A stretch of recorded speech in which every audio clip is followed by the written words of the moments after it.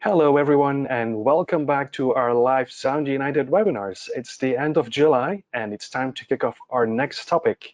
Today, it's all about room acoustics. So we're going to deep dive into the careful selection and placement of acoustic treatment pieces, choosing to get the absolute best sound in our listening rooms in our brand new headquarters in California. And for that, we have invited our very good friend, John Calder, Director of Retail at Acoustic Geometry. How are you, John? I'm great. Thanks very much. How are you? Presenting them, they're live from our new office in Carlsbad. So over to you, Phil. Yes. So hi, everyone. It's Phil and John show. So it's Phil and the John show, and we're here to talk about acoustic treatments for our brand new facility in lovely Southern California. And John and I have been talking about this building for a while. So I met John about a year ago on one of our webinars, and he was referred to us when we decided to do a webinar about a year ago on on a room treatments. Yep. And then he just became one of the gang. So you've seen him on when we did things about speaker placement, subwoofer placement, our favorite movie demos. We talked about the man has a gold records, and he's a musician. So we talked about content and what do creators look at as you create content. So John is a great resource when it comes to audio. So we built this brand new building. And in this building, we're trying to house all of our brands. We have multiple brands, and we want to give customers and dealers and people like you maybe the experience to come check out our new demos and experience the space. Now, we're an audio company, and the building reflects that. And the goal is to make a great sounding building or space. But as we were going through, John and I, actually a few minutes ago, we're walking the lobby. The lobby looks great. It has, as you can see, a large amount of speakers. All those things around those TVs are speakers, but it's echoey. So we're working on things to reduce all of the echo to make the room sound as impressive as it looks. I want to hook up a Marshall amp to all those speakers and have somebody play some shredding guitar in the lobby. Exactly. So everybody was asking us, how many of them play? Right now I have 8, but we figured we could run at least 32, maybe 30, 36. Overkill. Why not? It's going to be actually a blast.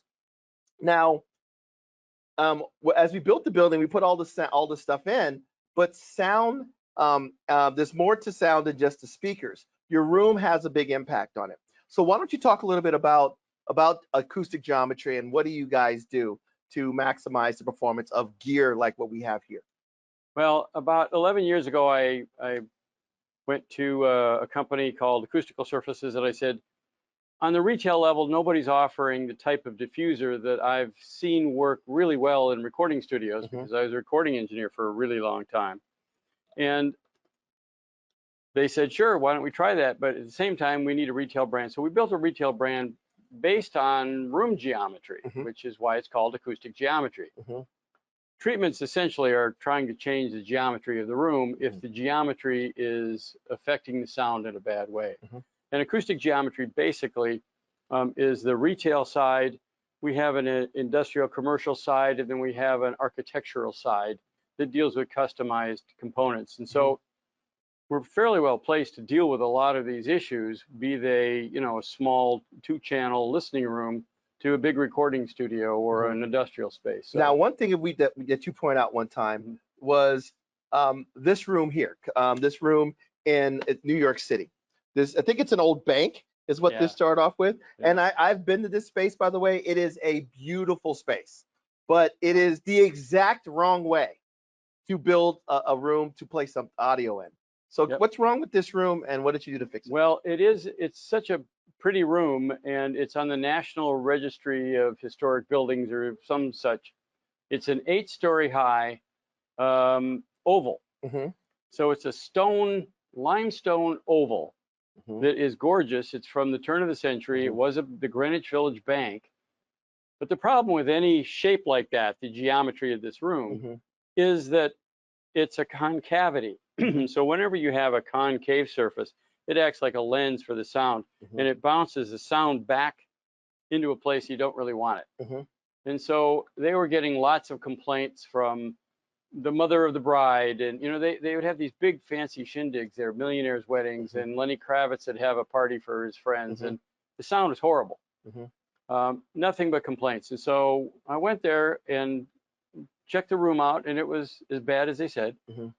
Basically, we took some very large curved surface diffusers, about 4 feet wide and 12 feet high, and we put 22 of them around the surface of the room. Now, because it's historical, you can't change any of the actual physical space. So we just hung them on the wall.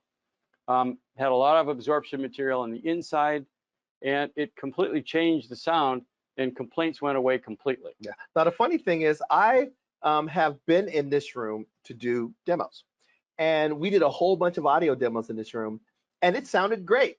And I didn't even notice the fact that he had put these treatments, that you had put these treatments in it, until I saw this picture, and I said, oh, that's why that odd-shaped room sounded so good. So room treatments have a massive impact on what's going on when you're listening to music. So let's talk about, you can go out and buy, like in this room here, we have, this is our hi-fi room. We have a pair of Bowers 800 D3s. We have a pair of Polka Legend L800s. We have Class A. We have Marantz. This is kind of a place where we take people to come in and hear the best that these brands have to offer. So it has to sound good. So we went out and we built the room. It's a room within a room with its own theoretically ventilation, which isn't working right now, but it has its own ventilation, its own dedicated power, the dimensions of the room, width, height, everything, they completely thought out. The floor is floating.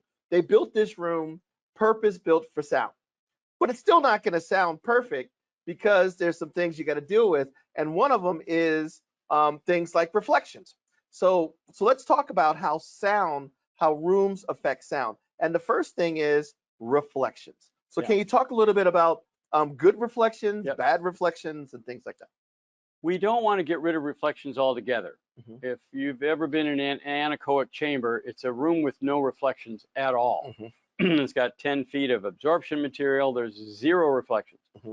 It's really hard on your system because it's so unusual. We're not used to not having some sound come back to us through reflections.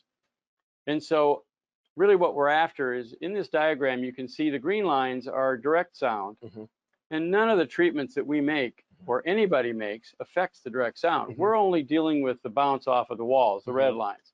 So what happens is the direct sound comes in, and there's a slight delay from the speaker or the saxophone or whatever it is to your ears, but there's a longer delay because the path bouncing off of the reflective surface, we've got to wave around. The lights go off automatically. They're still working on that. Yeah. The reflections, because they're taking a longer path, come in later. And so when they recombine with the direct sound, it really doesn't help the sound at all. It distorts the timing, it distorts the frequency response. So what we're really trying to do in these rooms is reduce the effect of reflections without getting rid of them altogether. We want the ambience of the room, but we don't want those big direct reflections. Now, some things about that too. There's more to the reflections than just the sidewall. This drawing shows the sidewall reflections, but there's first reflections that come from a variety of stuff. Of course, the wall behind you, like this speaker behind you, is going to bounce off that wall before it goes to the couch. This speaker behind me is going to bounce off this wall. But we also have to realize that sound also bounces off the floor and off the ceiling and off the back wall and off the front wall. Because if you look behind here, you'll notice that behind the speakers behind John are some panels. And that panel back there is designed to tackle the first reflection of this speaker or these speakers striking the back wall. And the same thing as the one behind me.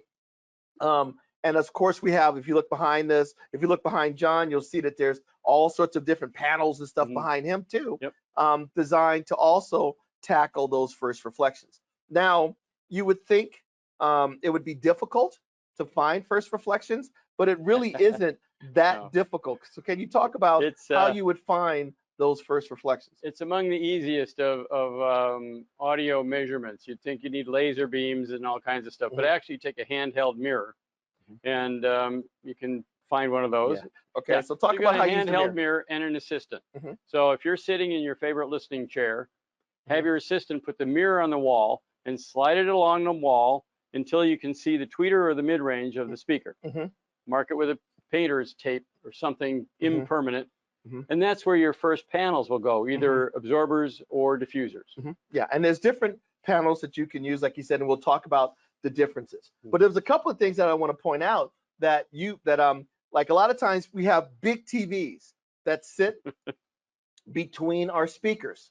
But if you look at the wall behind us, when we slid the mirror along, you'll see that the first reflections were here and there, covered by that panel. This space here in between is gigantic. You could have a 100-inch flat panel TV right here, and it would not be in the first reflection. So let me give you a tip. If you can see your TV, the speakers in your TV is in the first reflection because your TV is acting like a mirror, right? If you cannot see your TV or your video display in your the speakers in your TV, like reflected off of your TV, you don't have to worry about your TV being in that first reflection point. It's still for your mains. It's still reflecting sound. So sound that bounces off of that wall and then there. Yeah. So secondary or tertiary reflections may end up hitting it. Yeah, and if you have a center channel, maybe tilted anyway. Yeah, that's true. And if you have a center channel, sometimes it may you may get some of that. But you just brought up a good point. A lot of times the TVs are tilted, so all it's going to do is take the first reflection and drive it towards the floor. Yeah. So that's a question we get all the time is, I have a big TV between my main speakers. How does that impact the sound? It has an impact on your sound, but it isn't most of the time, it isn't as detrimental as people think it could be. And interestingly, what we do as a sort of a trick in a recording studio, you've seen pictures of recording studios where they have a big glass window between the engineer in the console, the producer engineer in the console in the control room, and the artist out in the studio, or the drummer, or the singer, or whatever. That big piece of glass, even though it's soundproof glass, it's sound glass, is a big reflector, especially if you got somebody singing in front of it. So what we tend to do is we put these cylindrical diffusers on either side or above and below, and it tends to mitigate the amount of energy coming off of it because it's kind of crossing and recrossing. So even if you are seeing some element of your room in that reflected in the big piece of glass, often we're going to put a curved diffuser in front of it, or rather on the sides or above or below it anyway, which will help that out. Okay. So it's not, we have a lot of people saying, well, I don't want anything in my room except my speakers, except sometimes I want to watch a movie. Well, you got to put a TV in there. Exactly. So don't worry about it. Exactly. So we know that now, as we mentioned, not all reflections are bad. You want some reflections because that adds a sense of width and space and life to the image, to what you're listening to. No one likes the sound of a dead sounding room with no reflections. That's an anechoic chamber, and anybody's ever been in one says after about 2 or 3 minutes you just feel like you're going crazy. You can hear the blood going through your ears. It's terrible. So we want some reflections. We just want to make sure that we reduce the negative effect of the ones that were of that first reflection. Yeah, we don't want the strong reflections. We want to minimize them to a certain point. And the other thing we want to do more often than not in listening rooms is spread out the reflections a little bit. So the energy is spread out in the space. And I know in a recording studio world, often you'll hear people saying, well, this is the sweet spot. This is where the engineer sits, and it's only 2 feet wide and a foot deep, but that's the perfect place to listen to, and you got to listen there. And I really don't like those rooms at all. I've worked in a lot of them. Really what you want is the whole room to share in the smoothness of the sound, and that's why we try and diffuse some of the reflections so that energy is spread out throughout the room, but it lessens the power of that reflection wherever you're sitting. Yeah, and that's a big point. In this room, we have a couch, and a lot of times, it would be great if only one person came into these listening rooms to do a demo and have one chair with your head in a vise but that's normally not the case. We normally do demos for 3, 4, 5, 6 people at a time. Now, of course, if you're dead center, the imaging is going to be best.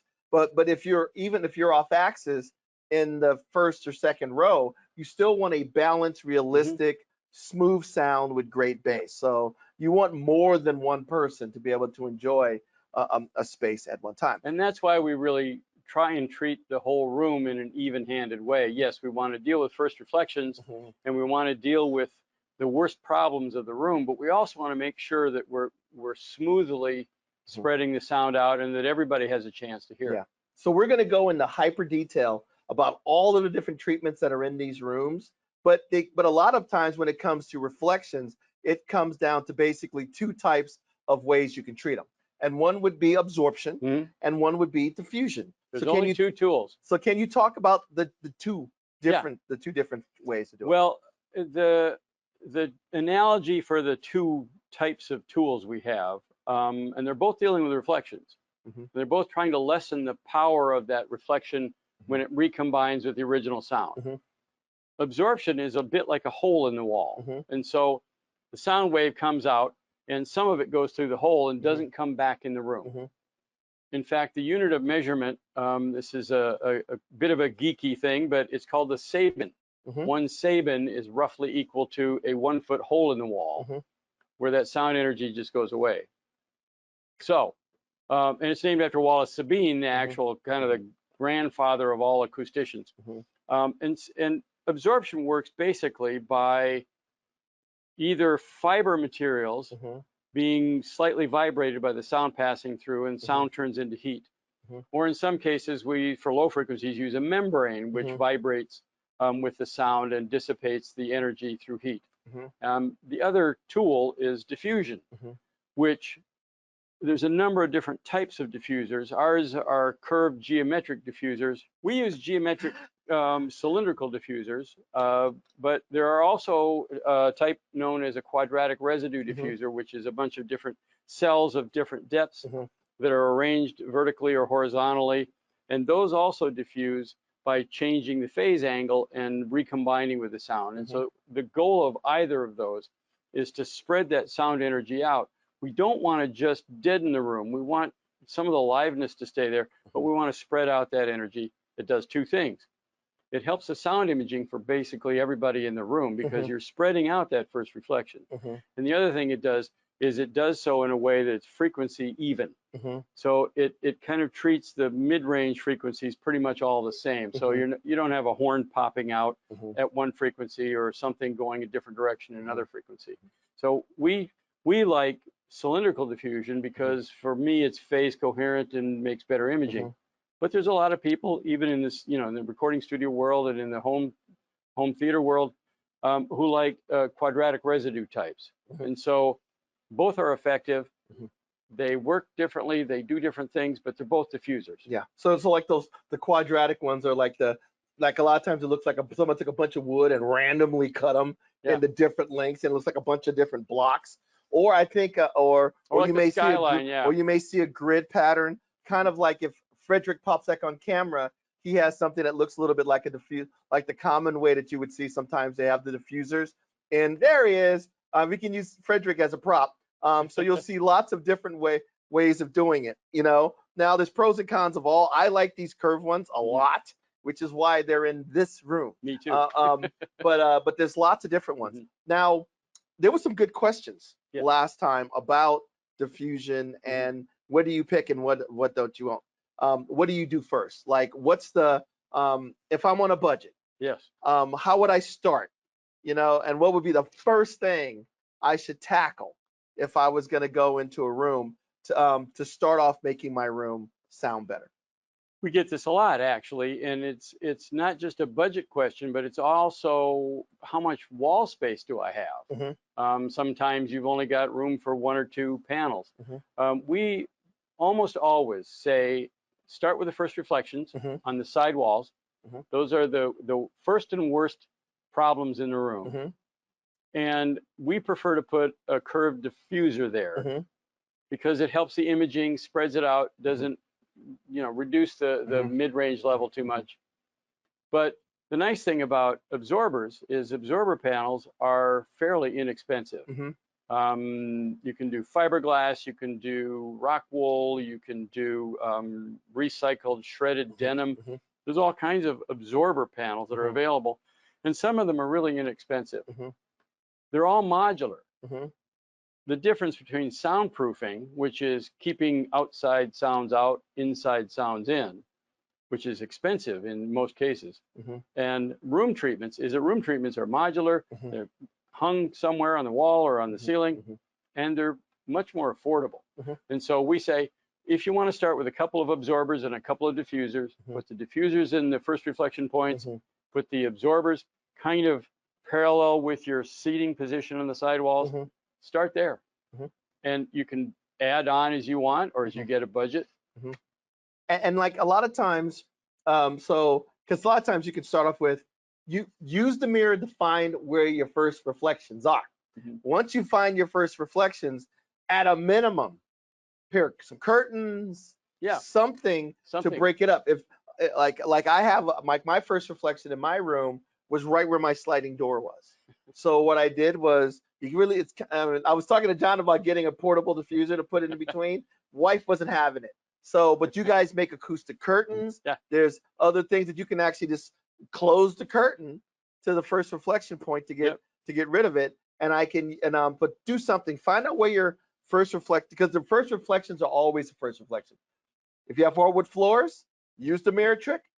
Throw a rug. Put a rug there. Put a rug there. So first thing, start off. At least try to eliminate or dampen some of that first reflections with curtains, rugs, things like that. We had someone, I think Karsten was here, and he was talking about he has a bookcase. And the bookcase just happens to be there full of books and stuff like that. And it's not the ultimate diffusion, but it does it's better than just a hard surface wall sitting there. We're looking at rooms that are generally shoebox shaped. They're rectangular. We don't want square rooms. We really don't want cubic rooms. Or a shoebox is a known entity. We know how to deal with that shape of a room. And you don't want those flat opposing parallel walls. You get a lot of slap echo between them. You get really big reflections. And so anything that breaks up that surface is a good idea. Now, whether you're absorbing some reflectivity, or you're breaking it up with a diffuser, or you've got a bookshelf there, or you've got a little statue there, or something that takes that reflection and diminishes it a little bit. Is always a good idea. And we are really dealing with the geometry of the space here. There are rooms that are purposely designed to have geometric shapes built into them. So the treatments are actually built into the architecture of the building or of the room. But we can certainly hang, when you hang a curved surface on a wall, you're changing the room geometry. It's acting differently. Hence acoustic geometry. It's acoustic geometry. I knew it made sense when I came up with the name. I don't know. So start off with find your first reflections. Try to put something there that's not hard. Don't put a mirror there, Jeff Clark. Or, Oh, Jeff is good. We're going to hear from Jeff. Okay, but curtains, bookcase, something. Then a lot of times the first step, if you're on a budget, would maybe be diffusion. I mean, not diffusion, absorption panels. Then if you get the diffusers, when you have a bigger budget or a little bit more money, you can put the diffusers there and move move the absorption. And then you just continue to grow and grow and grow. The better your room sounds, the better your gear will sound. Absolutely. A lot of times people will go out and buy the most expensive stuff.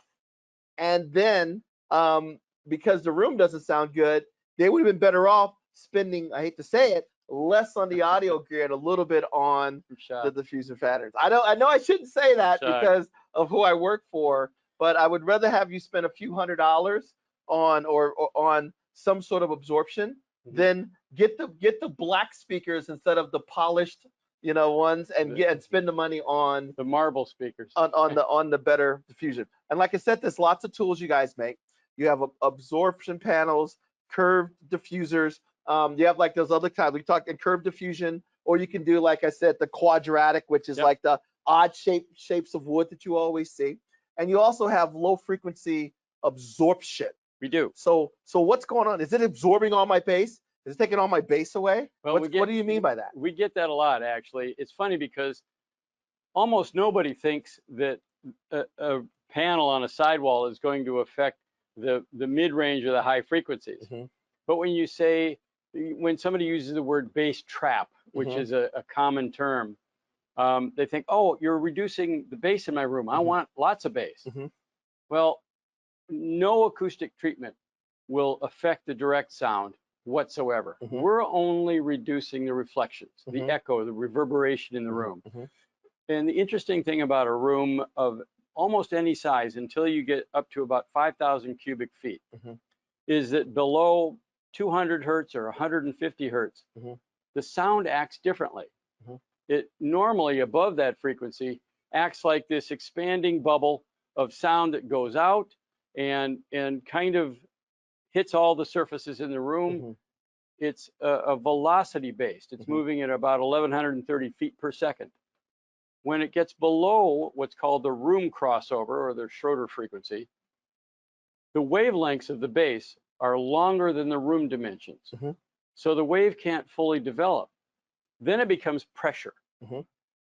We actually, in the theater demo room, experience that firsthand because there's plenty of bass in that room. You feel it as pressure because it can't fully develop as a wave. It's still there. There's still bass in the room, but it becomes pressure based. And so you need to not use fiber based for the most part absorbers. We use diaphragmatic absorbers or in the form of a membrane. So the back of the curved diffusers all have a mass loaded vinyl membrane that's meant to help control the bass. We're not trapping the bass. We're really controlling it. We're absorbing some of that reflective energy. We also have something called a corner sorber, which essentially is a dedicated corner bass absorber for controlling room modes.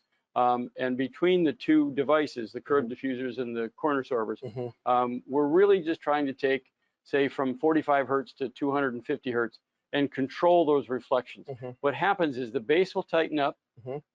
If you have a note that only plays for this long, the room can sometimes make it sound like it's this long, and a good bass treatment will bring it up so that you're only hearing the length of the actual note. Yeah. So there's a couple of things we want to talk about here.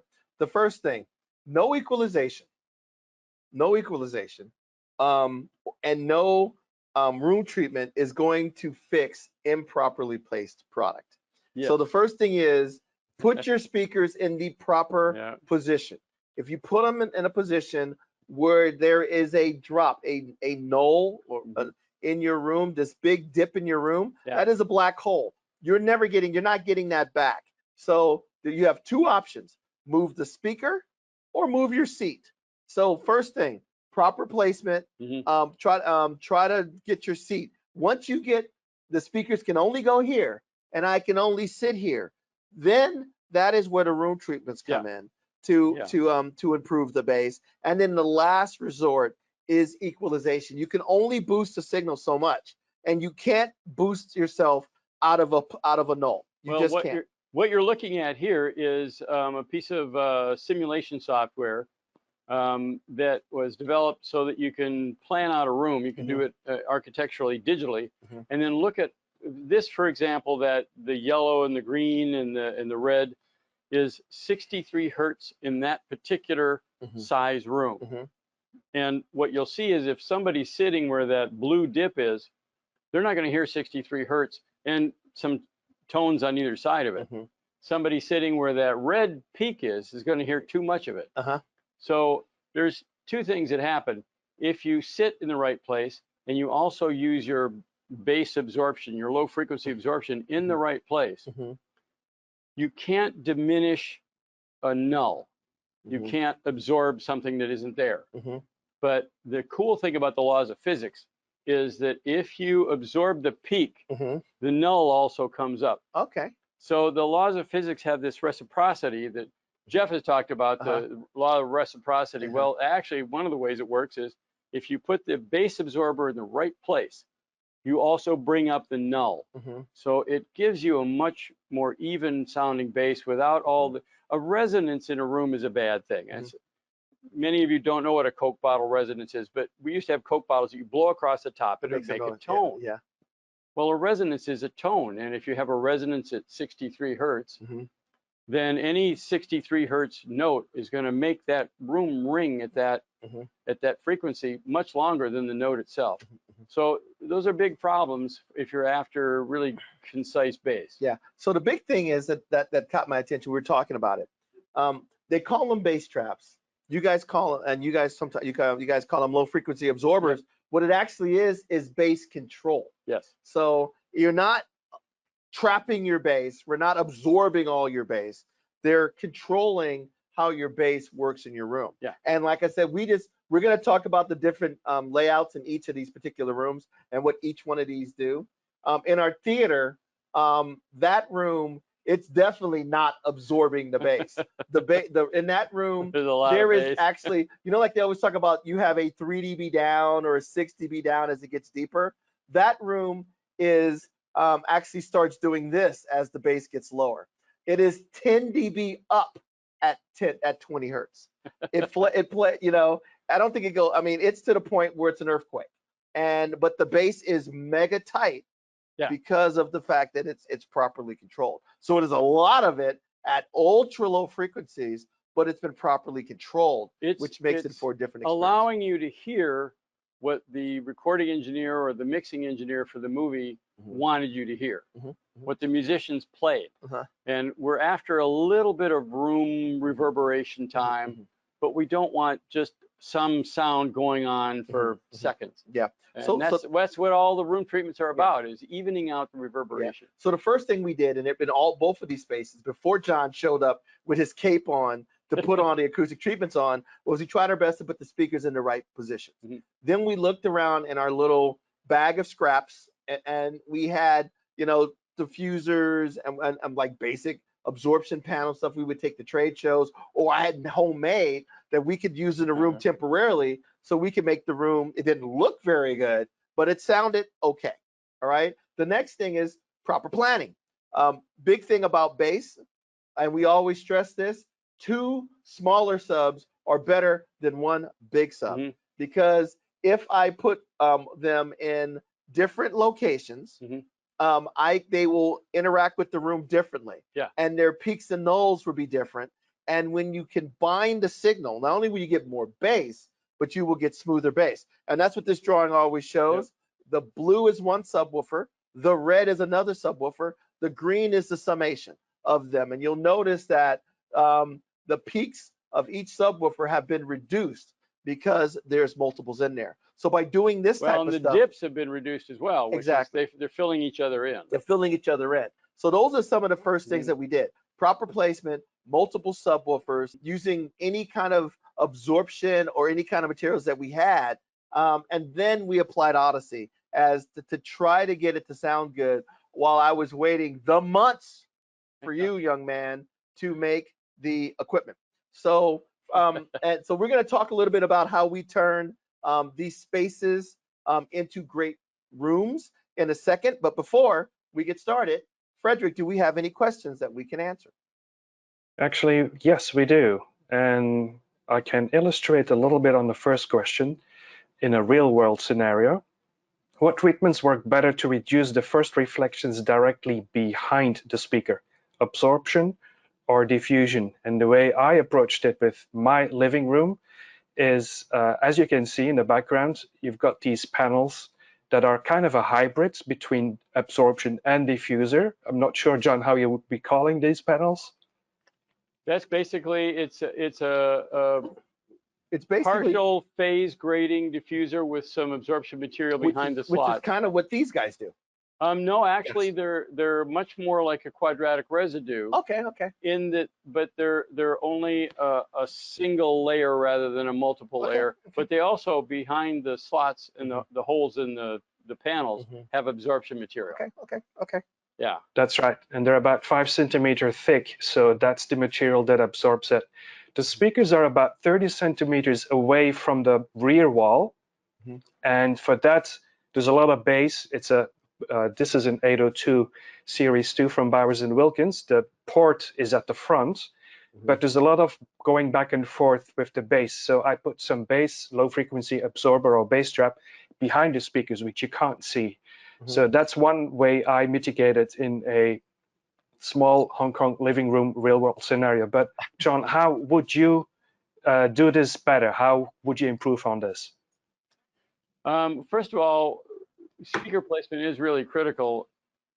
At any distance from any surface, you're going to have a wavelength from it, whether it's at 800 hertz or 400 hertz or 1000 hertz, 20 hertz.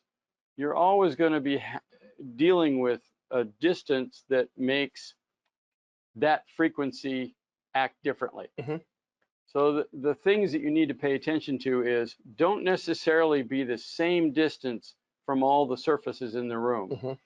If you can vary that a little bit, it won't multiply the effect. Secondly, the first reflection from the rear of the speaker seems nonsensical to some people because speakers are always facing forward. But a really well-designed speaker is essentially omnidirectional. At higher frequencies, it beams a little bit, but in most of these speakers, they're crossed over before they start beaming too much.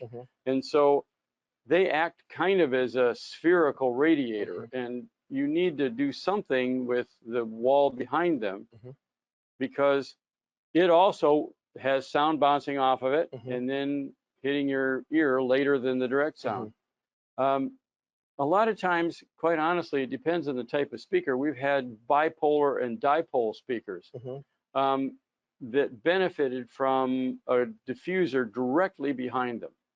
So we didn't worry too much about the first reflection point as it related to the listener. We wanted to break up the parallel sound bounce between that planar speaker and the back wall. And so we put it right behind the speaker. In most cases, you can put it so that we've got two speakers on each side. So we had to compromise a little bit on where that curved diffuser went. It's still going to help the sound. Most of the time, we'll recommend that if you're going to do a curved diffuser on the front wall, if you're not going to deal with the first reflection, then at least put it in the quarter dimension of the room. So if I have a 10-foot wide room, at 5 feet from either wall, we have a null. As we know, we can't treat a null because there's nothing there. But at quarter distance from the wall, so at 5 feet, we've got a null. At 2.5 feet, we've got additions, one positive going, one negative going.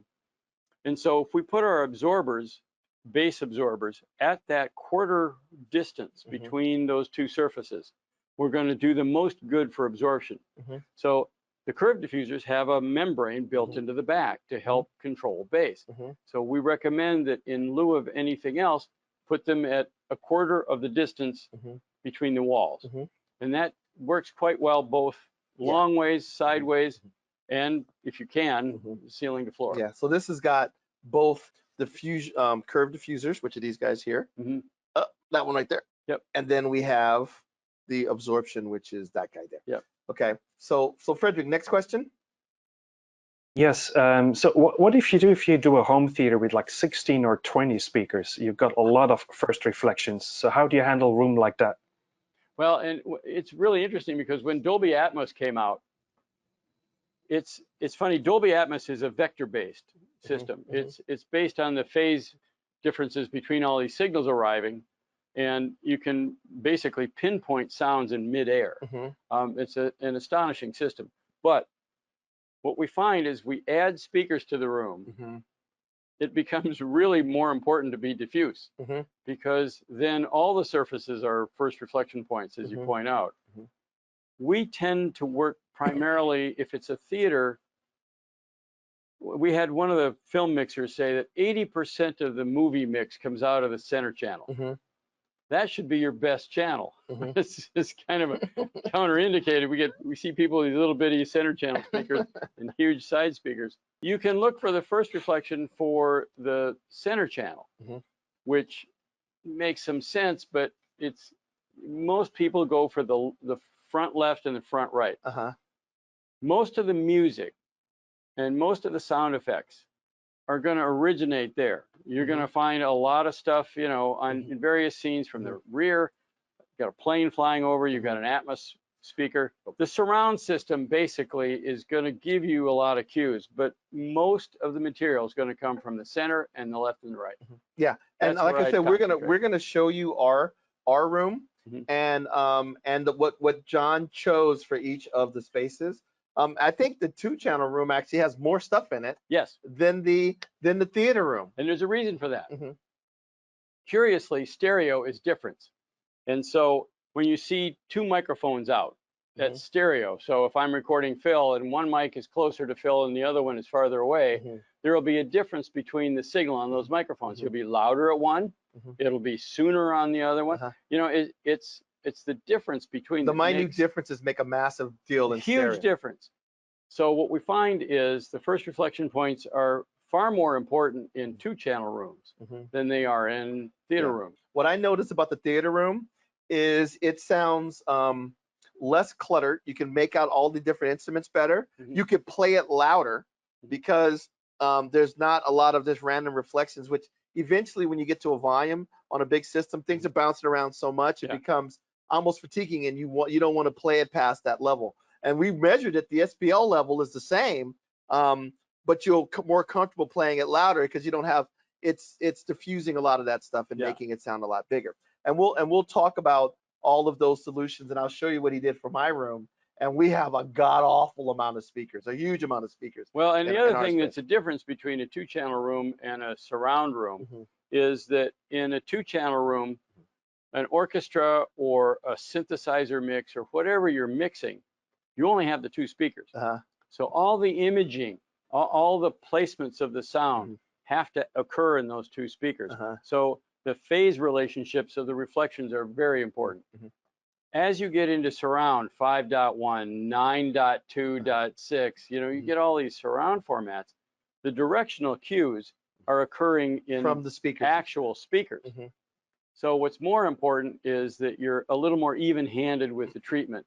And in a lot of cases, we say you need more diffusion in a 2-channel room and more absorption in a theater room. Okay, that makes sense. That makes sense. Just a general rule of thumb. Okay, so we'll take some more questions a little later, Frederic, as we go along. But let's just talk about our spaces. So when we first got there, remember I said we were on a budget, and we showed up. I talked to John. He goes, we talked about stuff.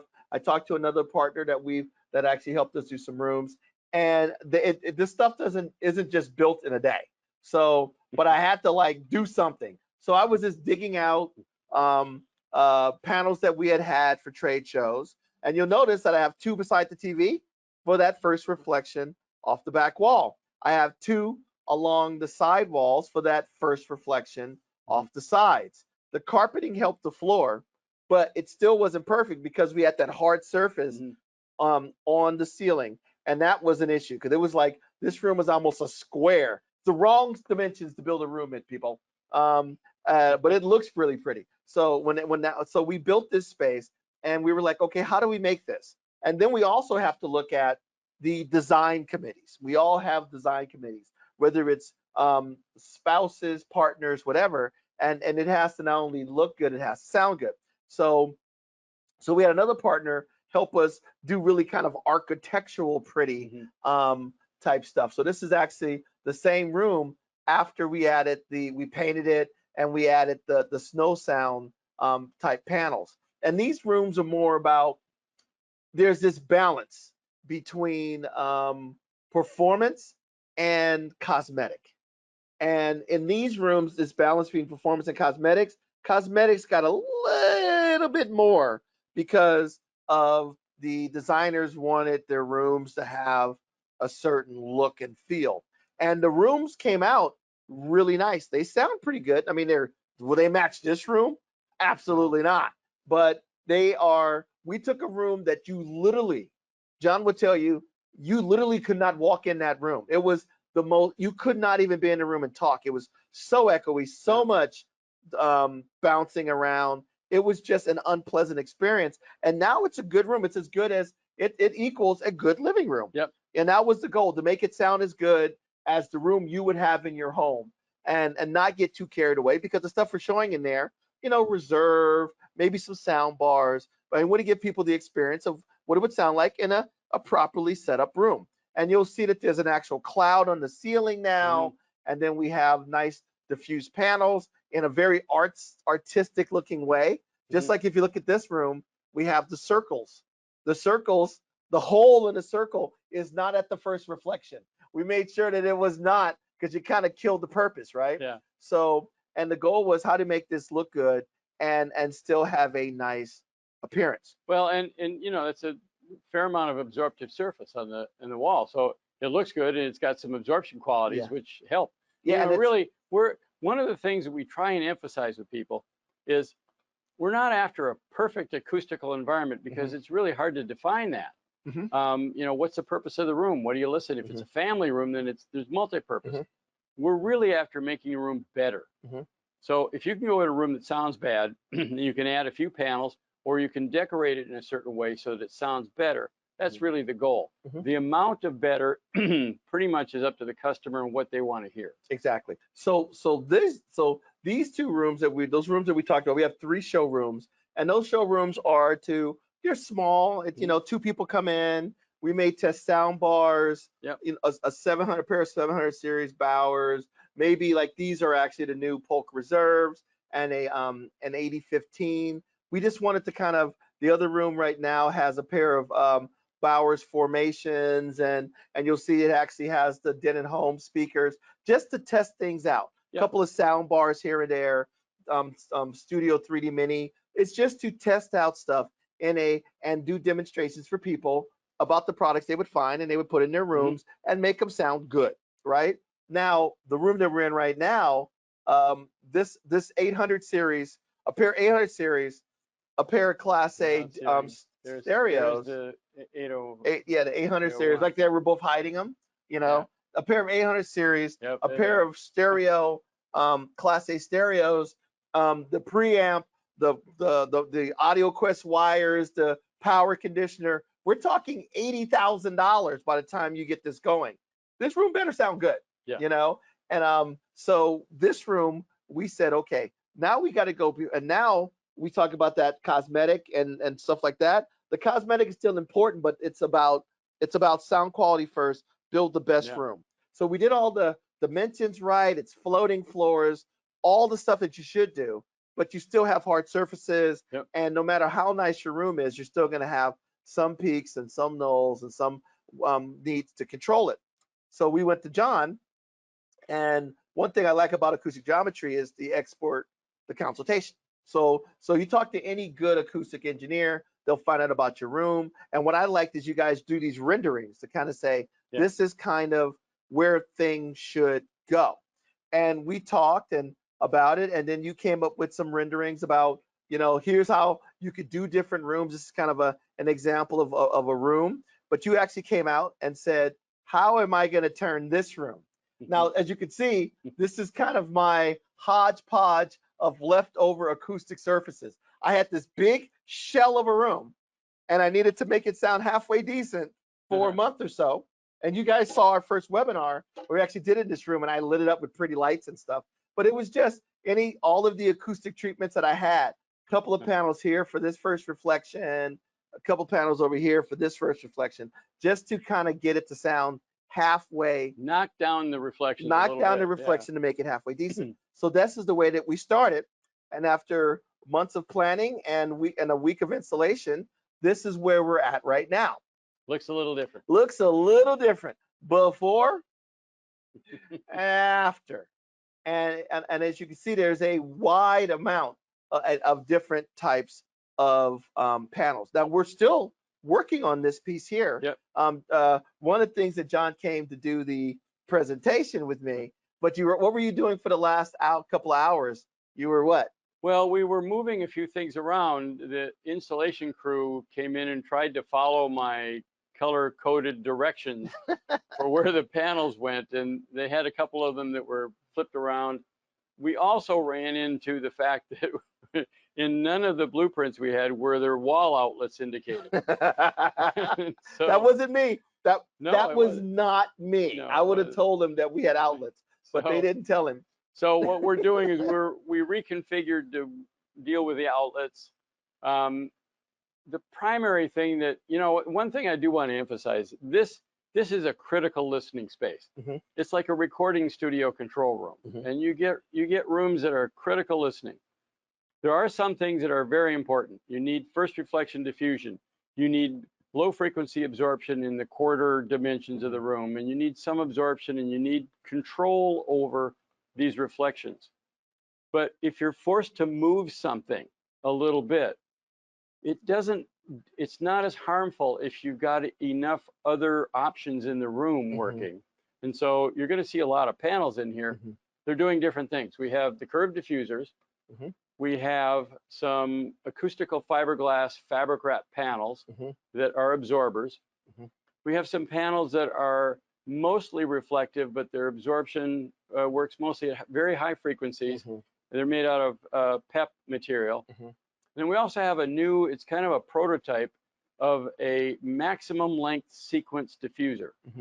And what that does is it takes a phase grading principle, and over an octave and a half at very high frequencies, 7,000 to 10, 12,000, will do kind of a quadratic residue type of diffusion, because we thought we'd try doing something that was a little more chaotic in the upper frequencies, giving in the room, recording engineers call it air. You got a little bit of air on that. It's that really breathy high frequency on a female vocalist or something. And so we have some of those panels in here too. And what we've done is, because all of the panels are covered with the same fabric, including the corner sorbers at the corner, it has a uniform look to it. Yeah, and that was one of the things that the design committee wanted.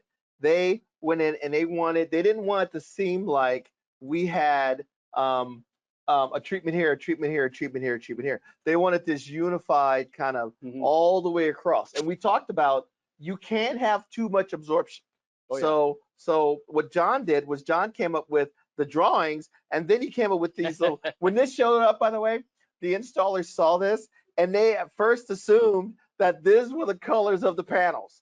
And they were like, well, this Sound United company really has strange taste when it comes to panels. But what John was doing, you were just color coding. Yeah, and I'm fond of saying, read the directions, because in the text that came along with this, it was one PDF, you couldn't lose a page. It outlined what these were. The red is obviously the curved diffuser. The blue is a fabric wrapped absorber panel. The yellow is a PEP panel with a flat surface, and the green are the channel surfaces of the MLS diffusers. Exactly. And he made really detailed drawings about what each one goes.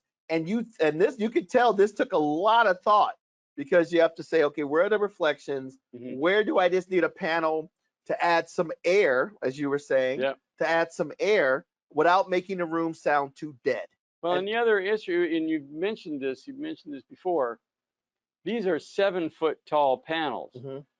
We get a lot of people in this room, they're standing up. They're not sitting down. Normally our curved diffusers are such that if you put them at a certain height, they'll work for somebody sitting down and a few people standing up. But what we try and do with these is make sure that, because this expanding sphere of sound hits every surface, that we're diffusing and absorbing and doing what we need to do as much as possible for anybody anywhere in the room. Yeah, and that was important, because like I said, as much as I try to get people to sit down, there's always that person that stands in the back of the room and says, I don't like the way it sounds. Or 5 people or 10 people. So these are 7-foot panels that are located about a foot off the ground. So unless you're 8 feet tall, it will work for you. So it does a really good job. And you can see through these drawings, you can actually see in the back, you can see that is where we put the corner sorbers, the bass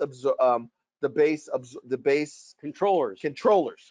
Now, because I don't like bass absorption or low frequency absorption, the bass controllers. Now, John, why are they in the back of the room instead of in the front of the room? Because that's the first thing that I asked you when you spec'd them out. Why are they in the back? It's funny, because this goes to selling product, which, as you mentioned, you don't want to have people buying lesser price speakers and putting money into acoustics, except you do, because that's the only way the speakers will sound at their maximum. because the wavelengths in these rooms are so long, it doesn't really matter if they're in the front corners or the back corners or a front corner or a back corner, not the other side. The low frequency modes are going to happen in every corner of the space. We're fond of saying trihedral corners. Well, that just means two walls and a floor. And so in trihedral corners, two walls and a floor, all room modes are present. And so what we wanted to do is we wanted to do a specialized low frequency absorber in the corner, and they work just as well in the back of the room as the front, because I didn't want anybody asking the Sound Is that a United subwoofer people, back there? Is that a special kind of subwoofer in the corner you got going on? Where's the speaker in that thing? Yeah. And we covered them with the same fabric that's on everything else, so you have a unified look to it. Yeah, so it's kind of a cool room. If you look at the space, the room is kind of and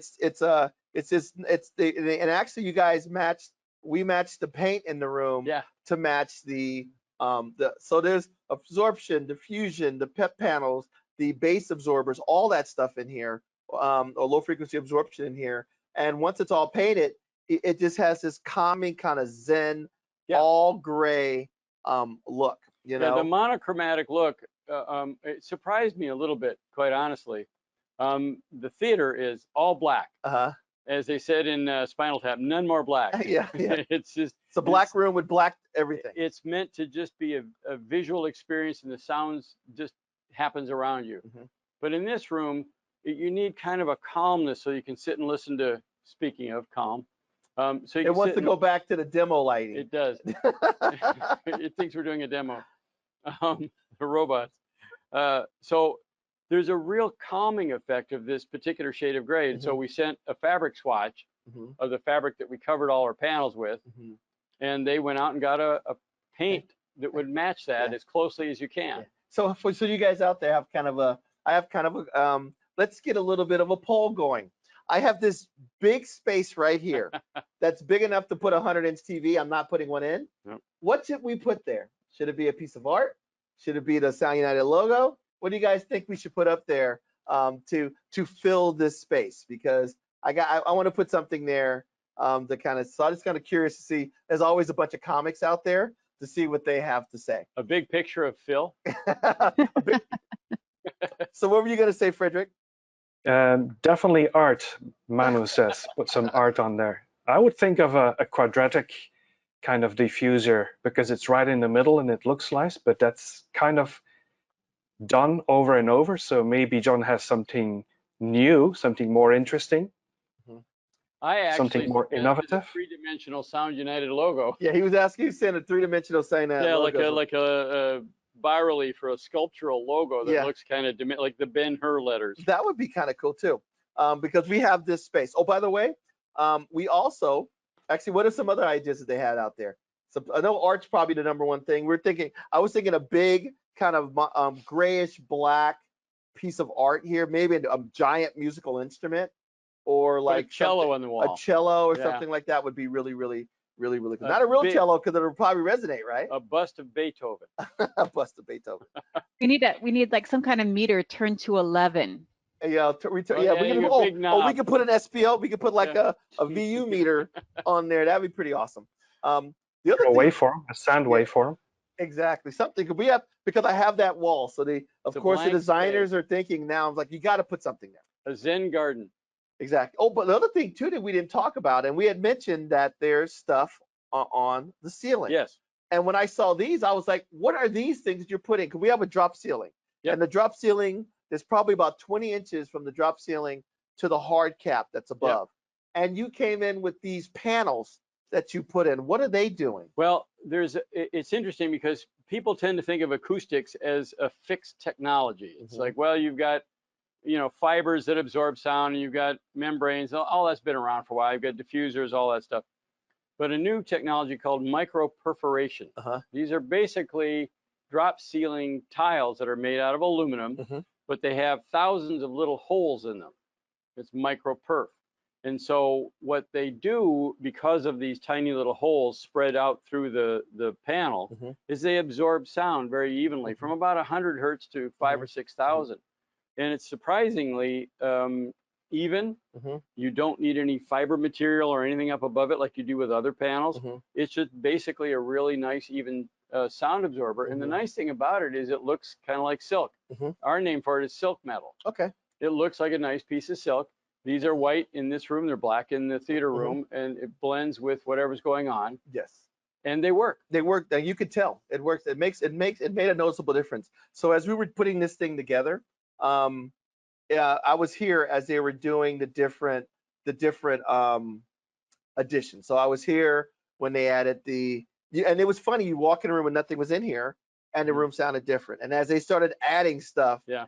the room just started. As you were talking, the room started sounding better and better and better and better. And the last thing we did last night, people, was put all of these ceiling things in. Yeah. So literally, we were working on this building until probably 11 o'clock last night, putting in all of the theater stuff. And because I was not going to let this man leave until everything was hung, because we were like, where should it go? Work with the installers to determine what's the best place to put it. And so these are actually another example of you need to treat all of the surfaces in the room, including the ceiling. Well, we can't deal with the floor very well with anything except carpet. Carpet doesn't absorb a lot of sound. It'll absorb some high frequencies, but it's better than nothing. I mean, I don't think I could talk people into having curved surface diffusers on their floor. People trip over them a lot. I wouldn't mind it in my own floor, but my wife says no, so it's not going to happen. Okay, now Suresh was asking, is it required to have full height bass traps or bass absorption floor to ceiling in the room? Because these are not even in the theater, they're not. No. So it's an interesting concept. There's we veer away from the term bass trap because its original meaning was a studio designer in LA, and he built a room full of fiberglass. There was fiberglass panels hanging down and lined the walls. It was a quarter of the space of the control room. And he had a sort of a slot entrance to it, and he called it a bass trap because in his mind, that's what it was doing. But it had such a huge dimension that it used a lot of floor space. So people have kind of gone backward and backward to the point where they're putting a stack of fiberglass in a corner or a 4-inch thick panel in a corner. They're not as effective as a membrane simply because they're fiber and they work on velocity, which is sound moving through air, whereas sound pressure, membrane is better for that. Because if you touch the back of these, it's a membrane. There's a membrane. And I bet you when a big bass note comes, you put your hand back there, you can kind of feel it moving. You actually can, and behind the curves as well, you'll feel that membrane move. But you don't need to go floor to ceiling because because they're so because they were the floor to ceiling is because you're trying to put enough material there to make it effective. And these are so effective. Exactly. It's a cubic footage of fiberglass versus a membrane, which is a much more efficient way of absorbing low frequencies. And I will point out too that they are very, very, very efficient. We'll show you the theater. In the theater, we have, I added up, 12,000 watts, 8 15s,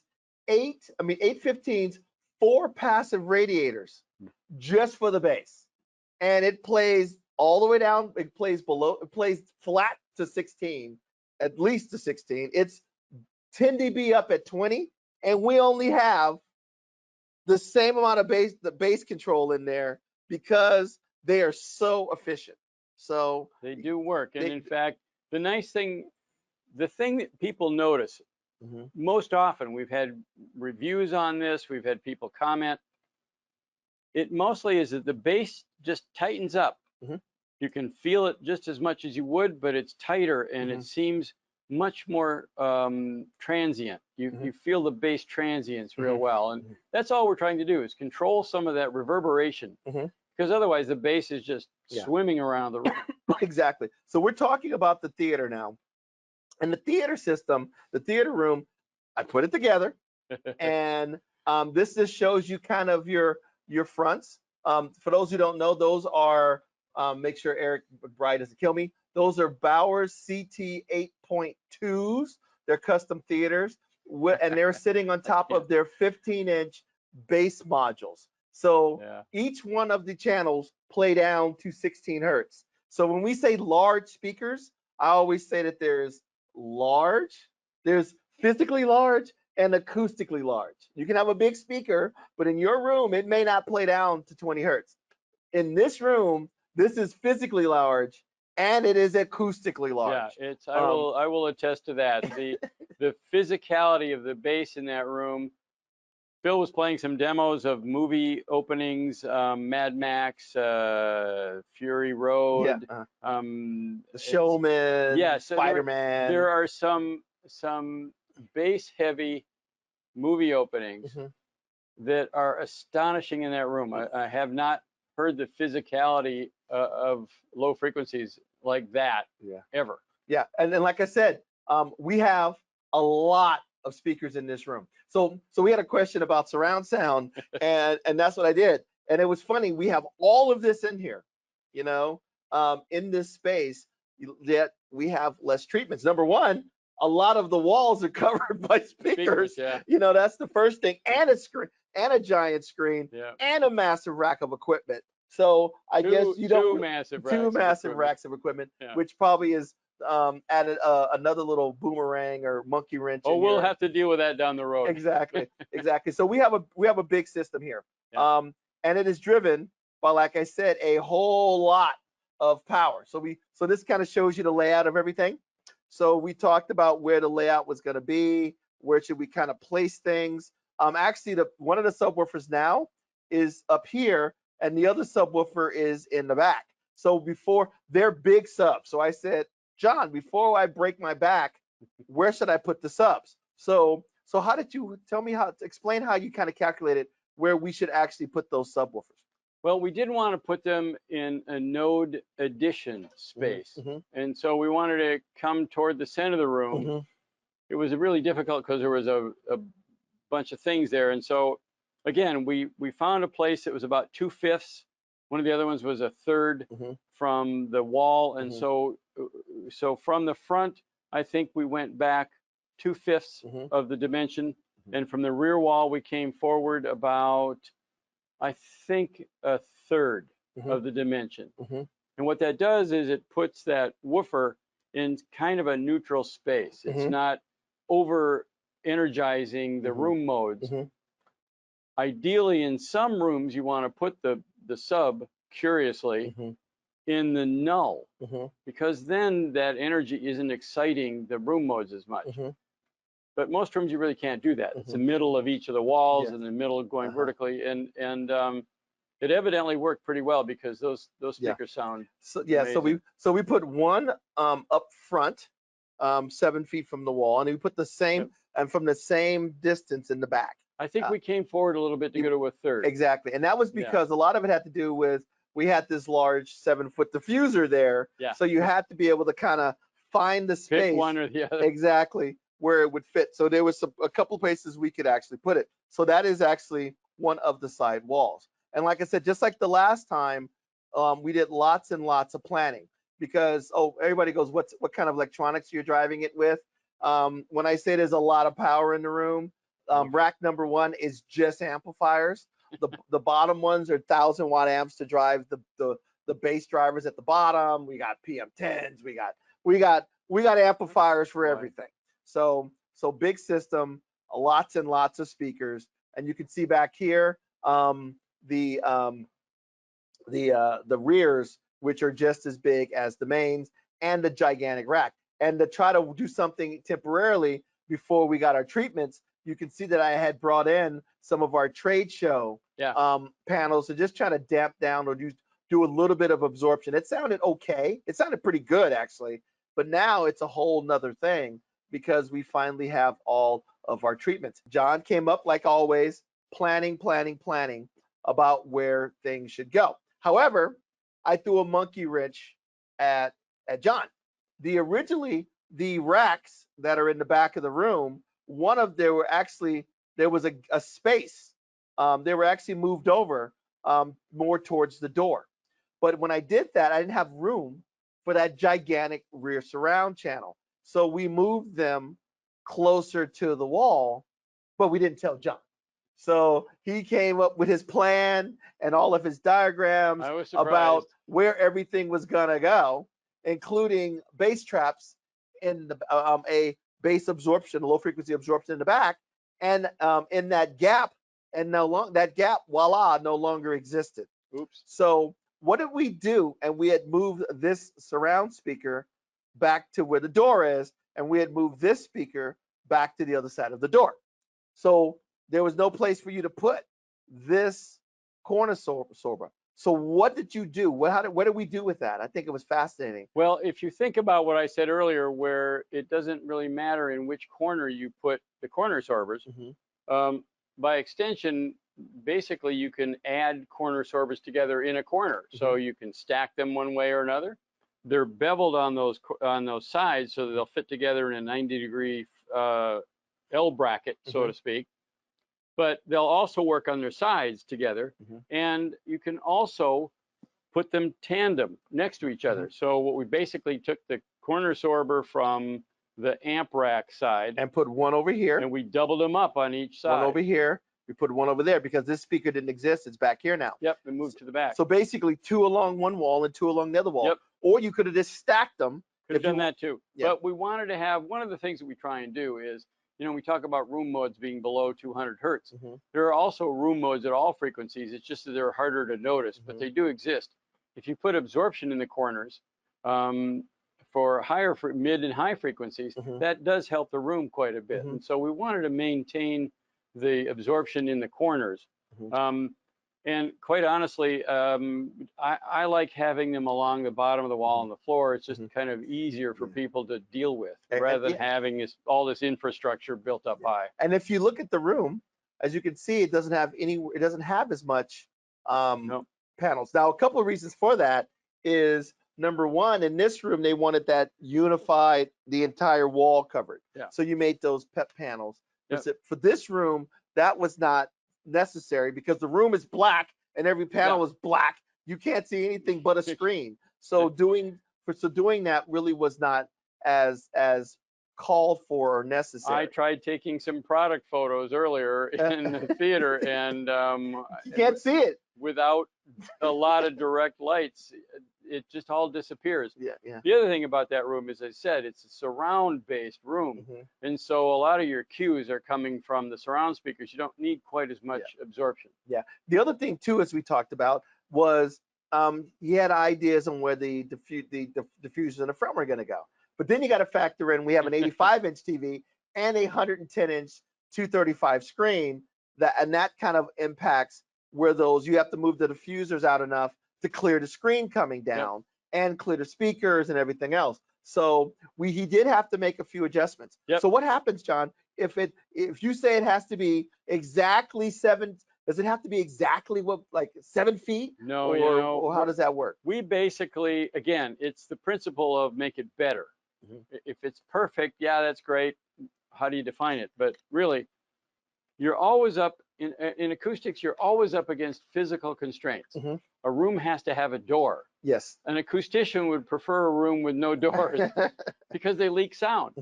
But obviously that doesn't work so well. So when we're confronted with something, a window or a door or a 110-inch wide movie screen, we'll just move the curved diffuser to the outside.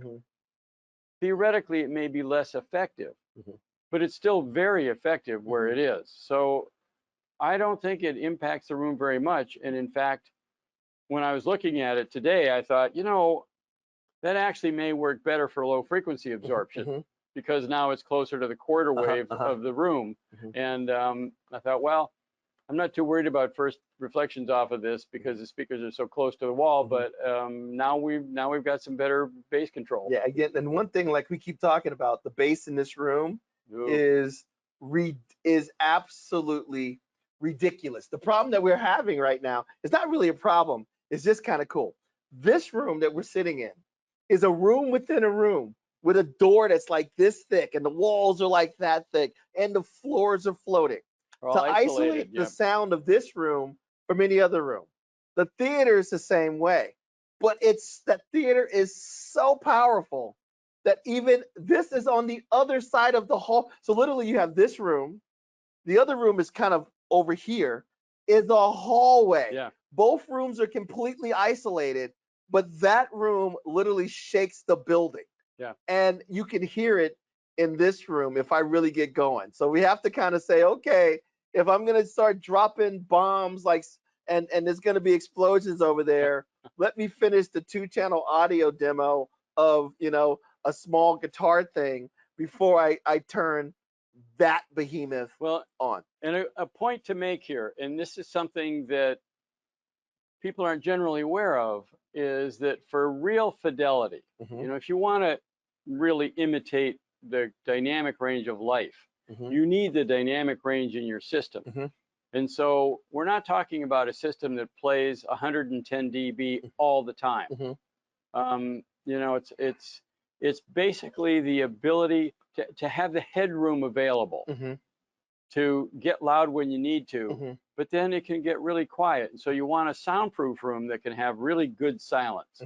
And you want the system to have enough horsepower and enough acoustical treatment so that the horsepower doesn't overwhelm the room.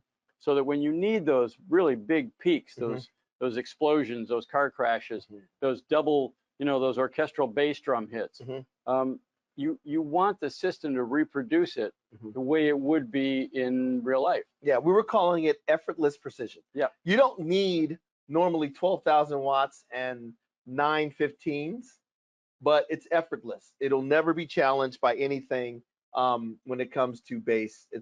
Is it the biggest system that Bowers makes? No, but it's the biggest system for that room. Yeah. We make a bigger one for like 30 people rooms or 40 people rooms, but for a room that seats 6 people, maybe 8 people, it is more than enough. Yeah. It's a brilliant room. It really does. It really, with, I have to say this, but the room kind of disappears. And the immersive experience of this room is that the picture is fabulous and the sound is so immersive with the Atmos system and the thing about surrounds that are all the same speakers is that if a sound moves around a scene, it doesn't change timbre or tone when it goes to a surround or a front or a rear.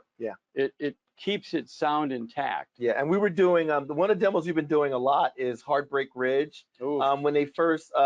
When they first climbed the mountain It's a little gruesome. It's a little gruesome. It's a lot gruesome. So it's a war movie, but it really shows there's explosions coming from each direction. Yeah. When they do an Atmos mix, all the channels, or an IMAX enhanced mix, the quality of all the channels are equal. They all play down low. But normally what most systems do, because of bass management, because your main speakers are not really large, it will redirect that bass to your subwoofers. The LFE channel. Channel. This system does not do that.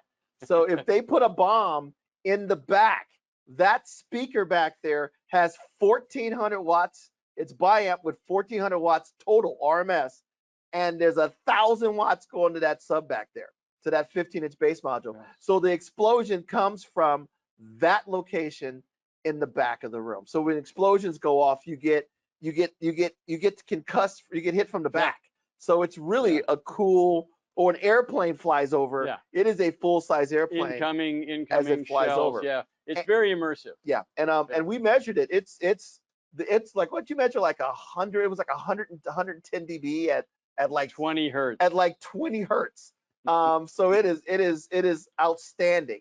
And as you can see, we just doubled up your low frequency absorption in the back of the room. And that's all it needed to really make it is the deepest, tightest bass you have ever heard. And actually Odyssey had EQ'd out some. We've actually had Odyssey take some of, at first it came out completely flat.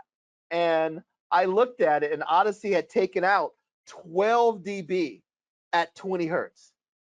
And I looked at it and said, no one's going to look at a 12 dB up at 20 and 30 hertz and says, that's too much bass, because that's King Kong running through your house, or the rumble of an earthquake. So I went back into Odyssey, and I just put that back. But I did take out, it was up like 18 dB at 60. And I was like, if I was playing hip hop, maybe I would want that, but I want it to be tighter. And so I'm actually still attenuating the bass in that space, and it's still probably the wildest amount of. I have never heard of even a commercial theater that will play bass at that level. No. But it's a fun toy to play with, and we've had fun with it all day. Yeah, it's like a roller coaster ride. So it is actually a pleasure. And like I said, this room does not have a huge amount of absorption in it, but it has enough that you can play it at higher volumes. You get to hear all the detail. The room sounds much bigger than what it is, and it does all the things that it needs It's to do. diffuse enough and it's absorptive enough, and that's where you want to stop. You don't want to put too much in. So it does a really, really, really good job. So Frederic, do we have any questions? Yes, there's a couple of questions from Joey that I'd like you to address first. So you were talking about putting the subwoofer 7 feet from the front wall. First of all, based on what room in the headquarters is that? That formula, is that something we can apply to all rooms? Well, let's talk about And that. also, Okay. Yeah. Let's do that one first. The first thing is that's based on the dimensions of the room. Right. So can you talk about that dimensions of the room thing? So again, if we have this room, the 28 and a half. was 28 and a half. The theater room is 28 and a half. We didn't want to put it at 7 feet, but we did put it at 5 and a half. Because the difference there is one of those is 2/5 and one of them is a quarter. And so if you think about the quarter distances in rooms as being the additive part. Now, if you have a room where for some reason, if you have some widely spaced studs and thin sheetrock, sometimes that wall will act as a diaphragmatic absorber. So you may have really weak bass in a room. And I've been in rooms that you had to really start cranking the bass. Sometimes you may want to put your subwoofer right in that area where it's additive because the room is sucking up so much of that reflective sound, but usually not. So that 7 foot was what we were avoiding. We went 5 and a half, and in the back, I think we went not quite 10. Yeah. And so what we're really trying to do is fit the dimensions of the room with the treatments that we're doing and the placements of the subs. In a lot of cases, the placements of the speakers themselves, so that they're in as optimal a position as you can get. Yeah. So the rule is take the room, divide it into fourths, thirds. Divide it into quarters. Don't go there. Okay. So don't put it. So take your room. If your room is 20 feet, that means 5, 10, 15, 20. If your room is 28, that means 7, 14, 21, and yeah. Exactly. So those are bad spots. The rule of thumb is put your base absorption at the quarter distances. Don't put them at the halves. Won't do anything. At that frequency, we'll do a lot at another frequency. So base absorption or base control at the quarter distances, subs at 2/5, a third. If you want to go into a null, you can put a sub in a halfway point, but 2/5 and a third. So let's take 2/5 and a third. So you got to do a little bit of math. The length of your room. Yep, the width of the room. You can deal with the width. You can put them on on the back wall if you want. In some cases, the nice thing about Odyssey and other room equalization, room treatment digital systems is that one of the great things that they will do, because we always say do the acoustics first and then do your room equalization rather than the other way around. One of the things it'll do is it'll time align your subwoofers. So rather than having to have your subwoofers in a plane with the mid and high frequencies, now you can have them optimally placed in a space and have them time aligned with the signal so they don't sound really late or really early. And that brings up a big point.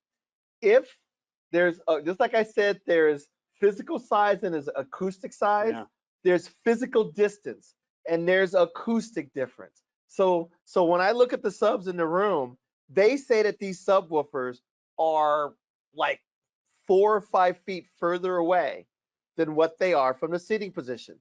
That is the acoustic difference, because by the time you go through the crossover and the LFE and it goes to the subwoofer and goes to its DSP, it's a few milliseconds, and a few milliseconds is several feet.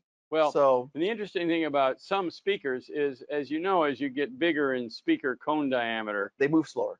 they move slower. It's more mass. Mhm. Even if you have a lot of horsepower driving it, Mhm. you're still trying to move mass at the same speed as a very light beryllium tweeter or Mhm. something.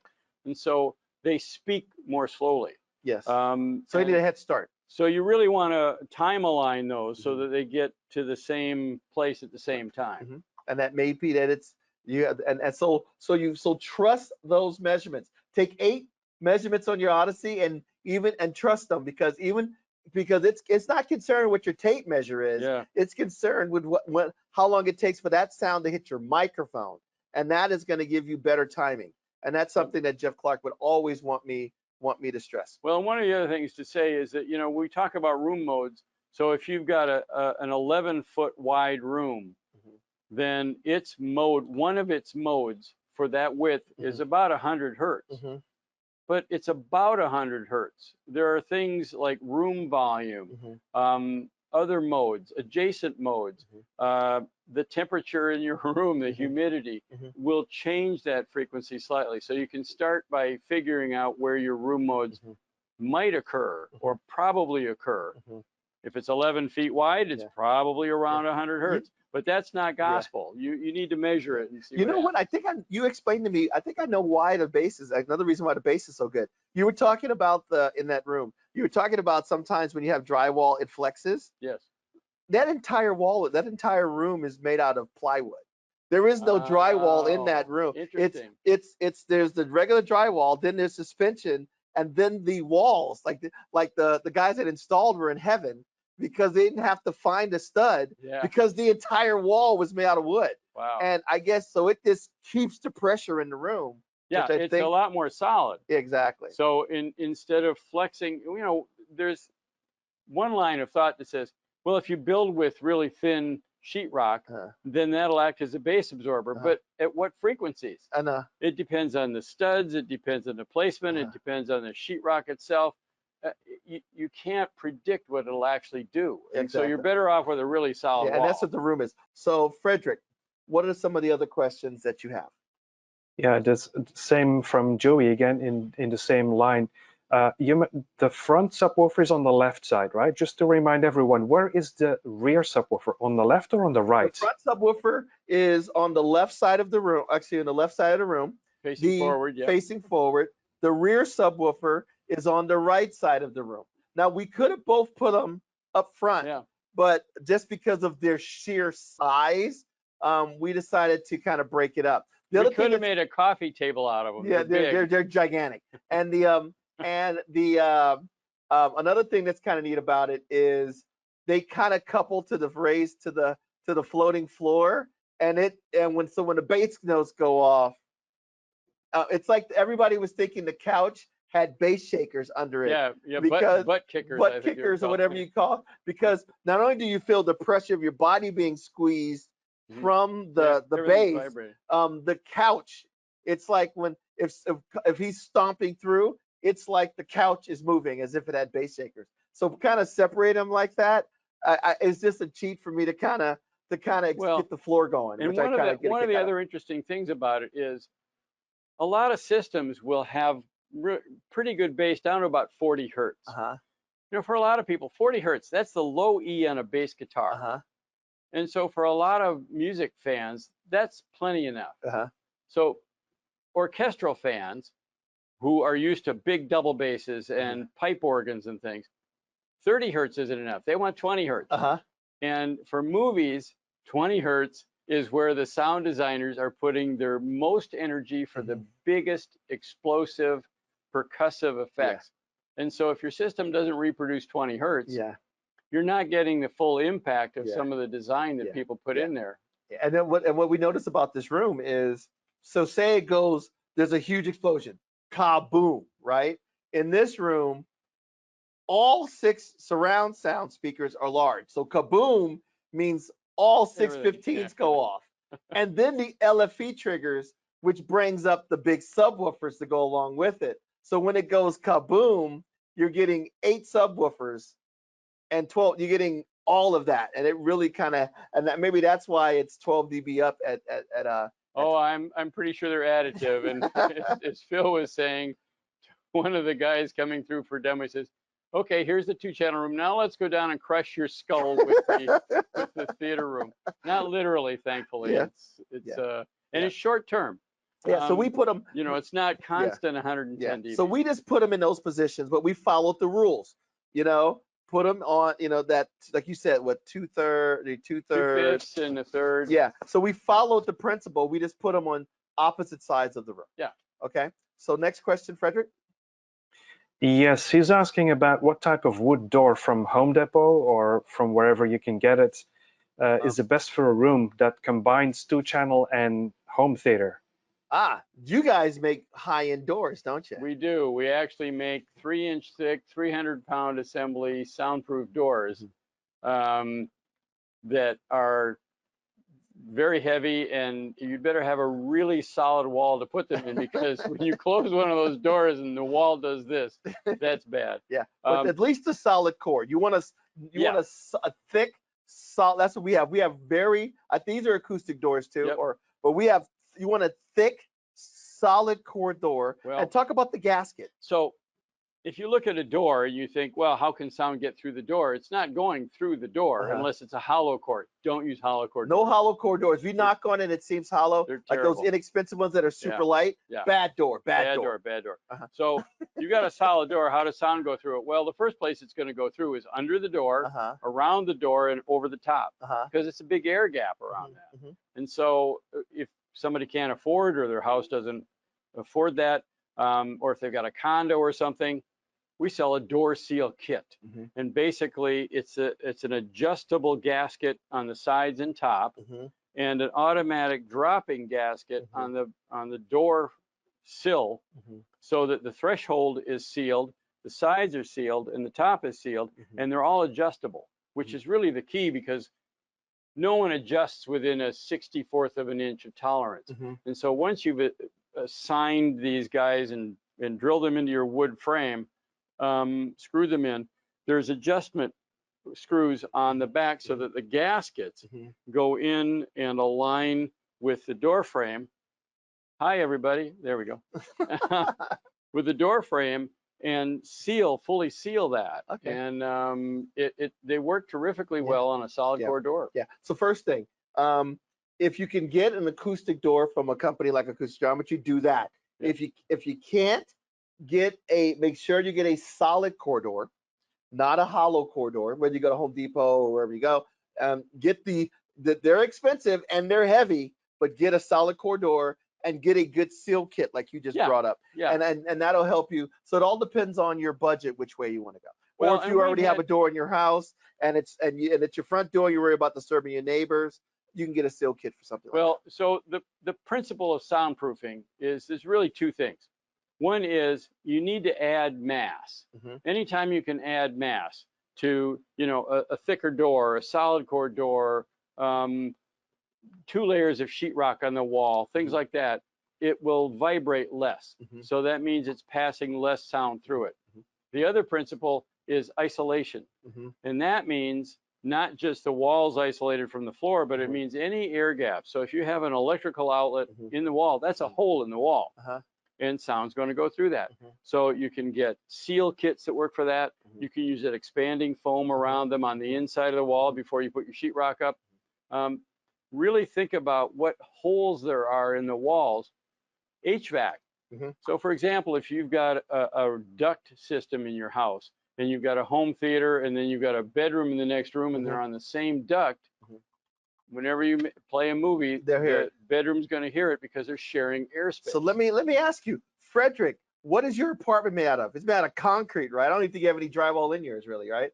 So no, definitely not. It's solid concrete, and I'm on a 35th floor, so we have to make it typhoon proof. So how is the noise? How is the sound in there? Does sound escape from your apartment and the other ones next door? It's not too bad, because there is, between the ceiling and the floor, there's quite a big gap, so that's quite insulated. But I can hear the dogs barking downstairs just a few seconds ago. I guess the owner came home. But that's sort of the exception. And in terms of acoustics, it's not bad from what I can hear from the neighbors next door.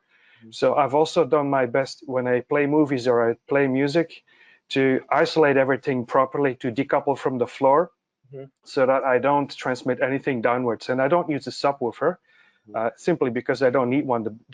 Well, for my needs, it's good enough. It's a fairly small listening space. And the 802s are actually quite capable of going quite down enough for my thing. So, but if I stand in the corner where the entrance is, I can hear way more bass than in my listening spot. So for that reason, I know that it may travel further than I think. So I do ask the neighbors when I see them once in a while, but I don't hear them playing loud music, or I don't have any issues with acoustics there. So I think it's fine. Yeah. The other thing too, the decoupling thing of the subwoofers and the big bass drivers are important. I used to love the fact that my room would just, when the big notes would go off in my own house, the room would shake. But at the same time, it would shake the bar, and all the bar stuff would shake, Everything. and you had bottles shaking and everything else. And my wife would be like, "Turn it down." So I went out and got these. They're basically decoupling for my subs. Yeah. And when the bass notes go off, it now my bar does not shake. Yeah, it doesn't transmit that vibration down into the floor. Yeah, and they make really nice ones for my mains, but my mains weigh a couple of 100 pounds like these guys here, and you need a different density. Just the suspension on those, they cost the same as if I went out and bought another pair of speakers. Yeah. So I want them, but I'm like, $1,000 just to make my speakers not decouple them. I don't think I'm going to do that. Well, and one other soundproofing tip is that concrete, for example, depending on how they do the concrete and how the rebar is done, you can get pretty good sound isolation. But in some cases, what happens is all the concrete in a building can be linked vibrationally. Anything can vibrate. You know, solid steel vibrates, concrete vibrates. If you mix materials and mix densities, for example, our soundproof door and a lot of other products are made by mixing different layers and different densities of materials, so that a vibration may really like a half-inch piece of wood, but it doesn't like a quarter-inch piece of rubber, and then it certainly doesn't like a 3/4-inch piece of gypsum. And so if you combine different layers and different densities, often they'll offset each other. They resonate differently. They pass vibration differently. That works pretty well as a soundproofing device. Okay. So Frederic, next question. Yeah, on that soundproof door, what kind of materials would you put on the back? Diffuser or an absorber? Oh, well, those are two different functions. So a soundproof door is meant to keep sound in and out. We've had doors that didn't have windows in them that were at first reflection points.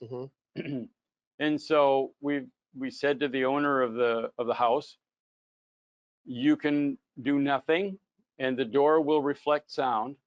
You can put an absorber there. It's only 2 inches thick. It can just be attached permanently or not to your door. Or you can hang a curved diffuser on your door, but we don't want the door to open all the way to the wall behind it, because it'll crush it. Because it'll crush it. So probably absorption would probably be the best way. Usually it is, and it's only if you really have to have a treatment at that point, if it's at a first reflection point or a critical point. Yeah. So if it's not a first reflection point or a critical point, you can have that big door now. One important point to make. We get this question all the time. It's a must to differentiate between soundproofing and treatments. We get inquiries all the time. I want to soundproof my room. What panels should I use? Panels don't soundproof a room. It's really, treatments are made to make the inside of the room sound better. Soundproofing is an entire system that keeps that room isolated from the rest of the world. Hence, this whole room is treated, and that room is treated. But the bass goes, and they're soundproof. Also soundproof. Yeah. So we have to do. There's two things that are completely separate from each other. Okay, Frederic, next question. Yes, we mentioned about the speakers. Mine have the front firing baseboards. How do you treat rear firing baseboard speakers? Any different? Nope. No, because the frequency wavelengths are so long, the speaker's radiating much like a sphere. At low frequencies, you know, it doesn't really matter. In some cases, there's subwoofers that are down firing. Which are like the ones, like the big pokes here are down firing guys. Yeah, and some are up firing. You know, basically, if the wavelengths are longer than the speaker diameter, they're omnidirectional. It's coming out of everywhere. The port direction doesn't really matter. You're really dealing with this sound pressure coming out into the room. Okay, that's a good question. All right, next one, Frederic. Yeah, a good question from Suresh. If we're using in-wall LCR, in-wall speakers, what kind of treatment would you use then? Because that's a total different story. Oh, we've talked about that. Well, the nice thing about one thing that when an in wall, the one thing you don't need is to deal with the reflection coming off the wall that they're in. So these, Well, for that speaker. So for these speakers are at about maybe what, about 2 feet. 4 feet. From the wall, about The 2 front, and a half. yeah. About, so the backup is about 2 feet. So you got to worry about that reflection. The second I put it in the wall, there is no first reflection from the front wall. Yeah, you still have from the side walls, the ceiling, the floor, the rear wall, but you have one less wall that you have to worry about. But now you have to worry about diffraction and some other things that are coming on as well. There are people who don't like in walls, and there are people who love in walls. And a lot of the time, you really need to be careful, because if you think about soundproofing again, when you put a speaker into a wall, you've now removed that wall as a sound barrier between that speaker's output and the room next to it. So, yes. So they have to be enclosed. Otherwise, the entire cavity is resonating and it's going upstairs and downstairs. And then the other thing is, you need to double up on the wall opposite it, because it only now has one layer between it and the next room. So if you put subwoofers into a wall cavity, or even woofers, you know, 5-inch, 6-inch, 8-inch woofers, you need to be extra careful. You need to make sure they're in their own enclosures, and you need to also maybe add some mass and layering to the wall behind it. Yeah, to keep the sound in your room and not in the room next door. Keep the sound in your room, not out. And it also is another hole in the wall, and so all the other speakers are going to leak through that if you don't seal it properly. Exactly. Good question. All right, next question. Yeah, another good question from Manoj. For a 2-channel room, how are you dealing with the speaker boundary interference response in a 2-channel system? Speaker boundary response. I'm not quite sure what. He said SBIR. I think that's what he mentioned. For us, a boundary is a wall, a floor, a ceiling. Those are boundary issues. A speaker cabinet itself will have its own internal boundary issues, but obviously we don't make speakers, so we don't deal with that. So any boundary is a potential reflector, absorber, diffuser. That may not be the intent of the question, so I'm not quite sure. I'll ask him to, Manoj, if you're still there, maybe you can elaborate, and then we can take it further. Is there any easy rule of thumb to determine the best seating position for the smoothest response in the room? That's like a very common like question. In this room is 28 feet. Don't sit at 14 feet. That's most likely, you know, that. See, that's pretty straightforward. Don't sit in halves, right? Don't either sideways or front to back or ceiling. If you can avoid there. We had a customer whose single hi-fi room seat put his ears the exact center for the length, the width, and the height of the room, which made it sound horrible. So all 3 modes were gone from his listening experience. And so we said, well, move back a foot, move down a foot, or you move over a little bit. And it solved a lot of his problems. So where not to sit is in either a half or a quarter of the space, because in a quarter it adds unnaturally. At a half it nulls, and at the other quarter it adds again. So basically, think of everything to be 2/5, odds, odds, right? So odd distances. So if your room is 30, you know, sit at 10 or 15 or not 15, 10, 12, 17. weird words like that. So don't sit if you can divide it, you know, by 2, don't sit there. No, Okay. no, halves are, you know, it's funny. And again, it's not like all the sound disappears at that point. It's just that at the room mode frequencies that are associated with that length, they're gone. Yeah. Okay. Okay. That makes sense. All right. Good question. All right. Next one. One last question from Sumit. In terms of materials on the floor, mostly carpet, what kind of thickness or material would be recommended? Actually, what did you guys use in the For rooms? soundproofing, what we have found is that there's a crumb rubber, which is essentially ground up tires. Works really well as an underlayment underneath a wood floor or a tile floor. You know, so you put this you put the plywood down on the floor. This is in the United States. You know, a lot of other countries do differently, construct differently. But you'll find joists, a subfloor of say 3/4 inch plywood. Then we recommend 1/2 inch or so of rubberized crumb rubber isolation. Hello, everybody. And then another maybe a 1/2 inch layer, 1/4 inch layer of plywood, and then the finished wood or the finished tile. So soundproofing wise, again, these multiple layers with some a good amount of isolation in between. In terms of reflectivity, a marble floor, a concrete floor, a wood floor are all going to reflect fairly equally, up to about 10,000 hertz or so. Hey, everybody. But wood, you know, it's funny because people assign these terms to, you know, well, wood sounds warmer.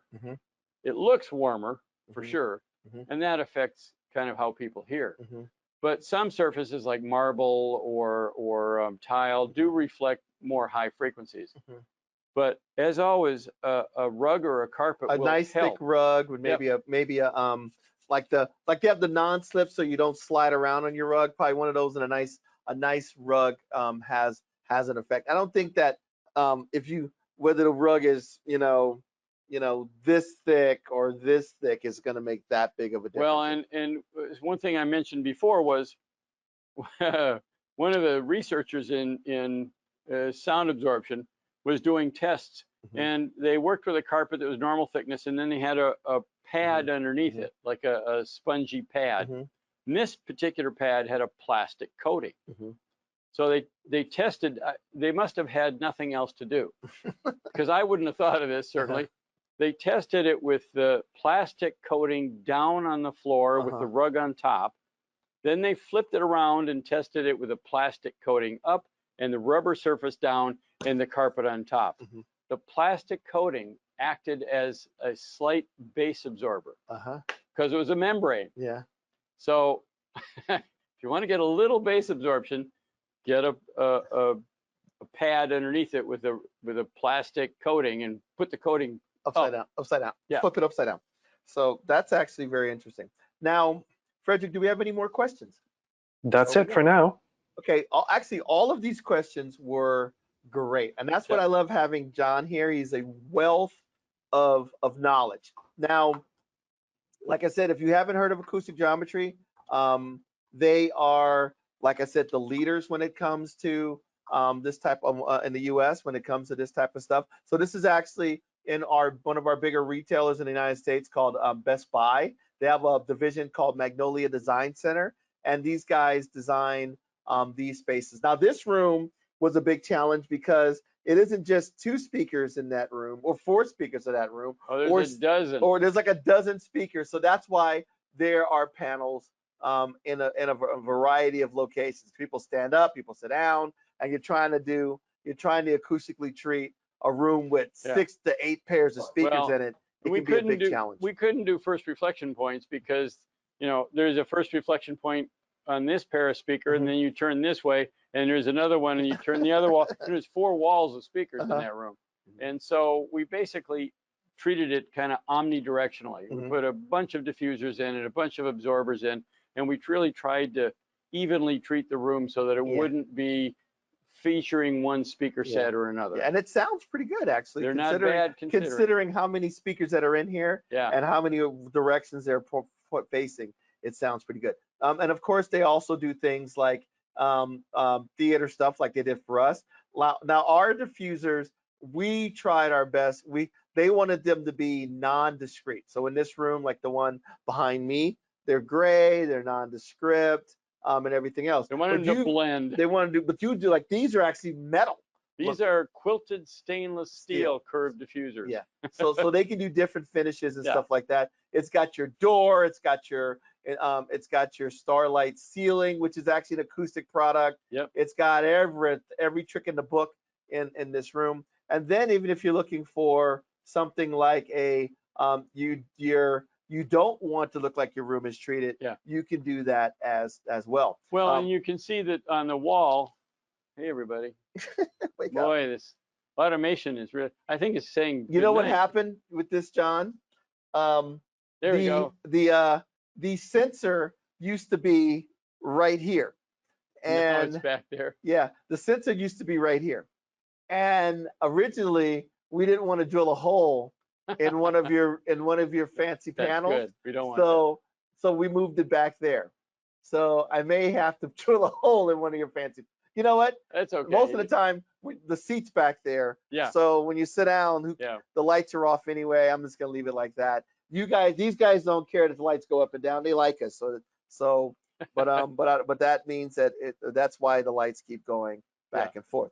Now, in addition to, like I said, you check out their website, acousticgeometry.com, and also if you like all the things that John talks about, Acoustic Geometry and other companies. I love the Acoustic Geometry YouTube page. It is so interesting to watch, and John is famous with all of his props that he uses to show. You just did a new one about bass, right? Yeah, we did. One of our original videos was how sound works in rooms, and it has over 2 million views over 7 years. We just did one called how bass works in rooms, and I like using props and physical analogies of what we're trying to illustrate, because you can't see sound. You can't see these compressions and rarefications and nulls and additions. And so it's helpful to find something that illustrates what that is. And so the channel has a bunch of those how this works types of videos. So not only to check out our YouTube channel, because we love it that you guys come to our Cyanide YouTube channel, and we actually are going to have a version of this up. Jeff Clark from Odyssey, we put his up, so check that one out. And between these two characters, between John and Jeff, who are now become my buddies, I am quite confident that room sounds the best that it could possibly sound. As good as it's going to sound. Yeah, as good as it's going to sound. And of course, make sure you still subscribe to our YouTube channel, and make sure that you register for any of our upcoming sessions at soundunited.com/, right, Jen? Webinars. And then continue to like and subscribe to our YouTube channels, because that helps me bring fly guys in like John, because we had promised for months that when we had the opportunity to start traveling again, we were going to bring these guys here so I can meet them physically. That's great. And we can hang out and have these types of play a lot of conversations. Tunes in these rooms. One day, you may actually see even Frederic in this room with us. That'd be cool. Can you imagine? Frederic. I would love to hear how they sound. Event. So yes, I can't wait to hear this. I'll bring my collection of best music and DVDs, so we can go through Blu-rays, whatever.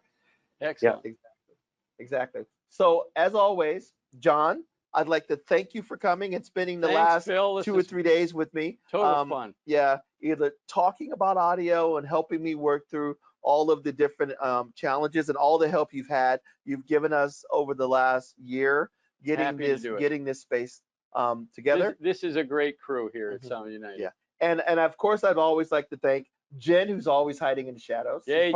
She's got her pajamas on already, probably. And, okay, no, I'm not wearing pajamas yet. Oh, you'd be like my wife. She'd have pajamas on the bottom, but you could never tell.